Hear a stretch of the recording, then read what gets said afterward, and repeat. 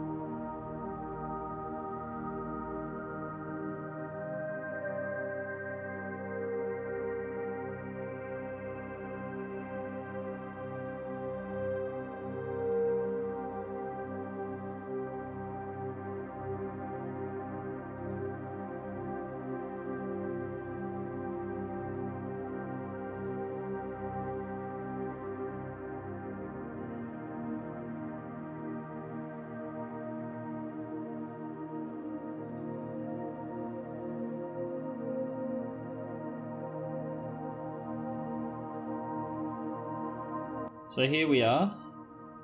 You'll notice that I've taken off that edge all the way up to where the colour bar starts. I've pulled maybe just shy, maybe a mil just shy, just in case any of these little chips came through with that coarse bit.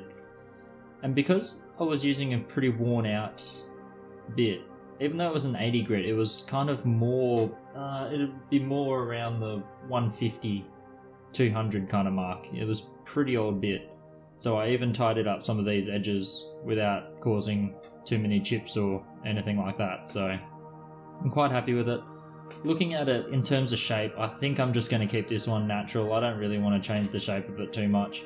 I'll get rid of this ugly edge here straighten this up. So it might look a little bit cushion cut, maybe a little bit squaring this edge up and getting rid of this sandy inclusion on the side there. I don't think it goes too deep at all. Definitely doesn't go through the whole stone, so that's a plus. The back I just tidied up and got rid of that massive ridge, but that's pretty much all I'll be doing with the back unless I decide to shape this into something in particular. Round off this corner a bit. It doesn't have a lot of great colour right on the tip anyway, so that's not a huge loss. So yeah, and all of this from here on I'll be doing it with the Nova tips. So starting with the Nova Black, which is a 280 grit, I'll get rid of these edges, do the final shaping, and then the next stage is the brown 600 grit, where I'll start polishing, and that's when all these little cutting marks, especially up around here, all these little cutting marks are all going to have to go. All these little chips around the edge here, they'll all have to be gone by that stage. And then yeah, hit it with the grey 1200 grit, and then the final rose coloured 3000 grit, and we'll see what it looks like from there. I forgot to mention before that the weight of the stone in its rough form, so I'll include a picture of that. You should be seeing it up on screen, and we'll track that and see what we end up with in the end. I'm not going to lose too much because I'm not going to force it into a certain shape. I think this is going to be a pretty natural curvy kind of piece. This next Nova tip's just going to do the final shaping, getting rid of this edge, squaring it off, getting rid of this sharp corner, and yeah, just getting rid of some of this fogginess in that top section. See if we can hit some nice colour under there. And yeah, let's get to finishing it off with the Nova tips, and then we'll definitely go with cerium oxide on this one, just because I reckon it'll be an absolute cracker of a gem. I reckon it's looking good now, and it's still just a rub. So yeah, let's do it.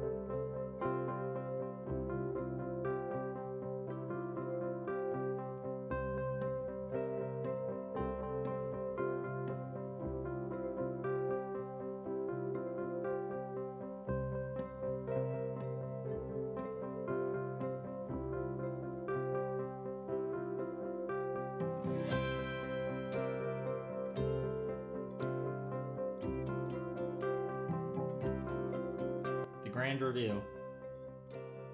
Alright, so this is the back. The potch is a little bit thin in some areas, so it's a bit crystally around some of these edges. But if we flip over to the real side, there you go. Turns out a gem looking piece of rough turns into a pretty good gem finished up. Now I say this one's finished, but that's just for this video.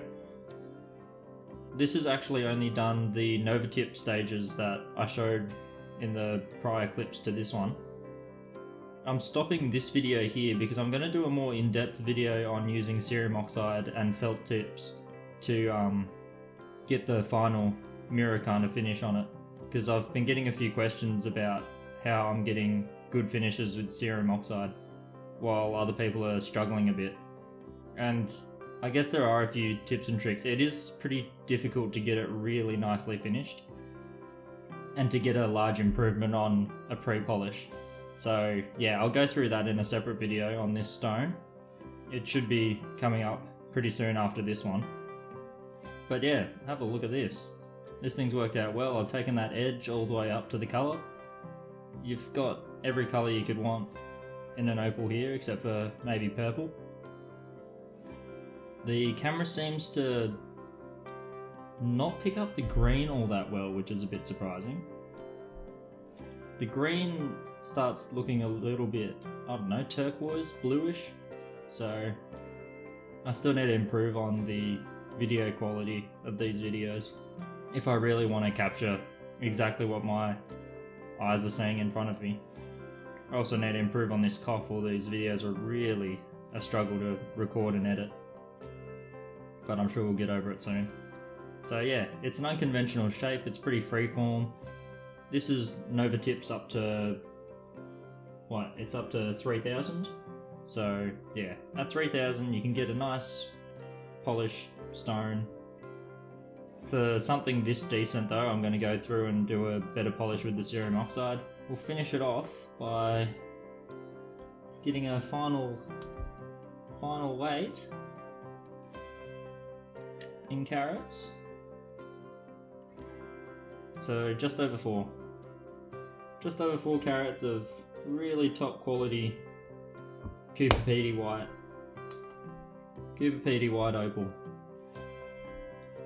So yeah, that'll be the end of this video. I just noticed looking at the channel that I just clicked over 50 subscribers, so that's insane. I didn't think it would go that quickly, but it has, and it definitely keeps me motivated to keep making more. And I'll try to improve on the recording techniques and the format of my videos and whatnot. I keep experimenting each video at the moment until I find a format that I really like. But yeah, I'll try to upgrade a few things like camera quality as well, so I can bring you more of this kind of stuff and bring some more educational content as well, rather than just carving. So yeah, that's it for this video. I think we've produced something really, really decent, and I look forward to working on more of this material. Shout out to Roy's mum. I know she's watching and she was pretty happy with the review that I did of her son's parcel, so that was good. Hopefully I'll be chucking your son a few more dollars to get the rest of this material, because I left half of it behind. So yeah, incredible stuff coming from Roy Steverwald. Hit him up on Facebook if you want anything similar to this, because it turns out he's got some pretty good stuff. Thanks for watching, and I'll catch you in the next one.